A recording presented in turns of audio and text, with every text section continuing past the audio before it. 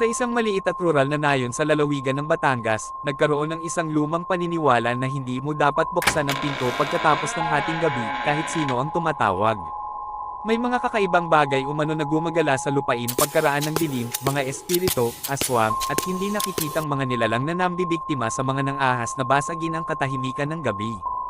Si Lucia, isang kabataang babae na bumalik sa kanyang ancestral home matapos mawala ang kanyang mga magulang, ay hindi kailanman nagbigay pansin sa mga lumang kwento. Namuhay siyang mag-isa, malayo ang kanyang tahanan sa pangunahing bayan. Isang gabi, habang naghahanda siya para matulog, may narinig siyang katok sa kanyang pinto. Napatingin siya sa orasan, 12:15 AM na. Lucia, tawag ng mahinang boses mula sa labas. Nanay mo, pakibuksan ang pinto. Natigilan si Lucia. 3 taon nang patay ang kanyang ina. Hindi siya makapaniwala sa kanyang mga tainga, ngunit ang boses ay hindi mapag-aalinlanganan, mainit at pamilyar.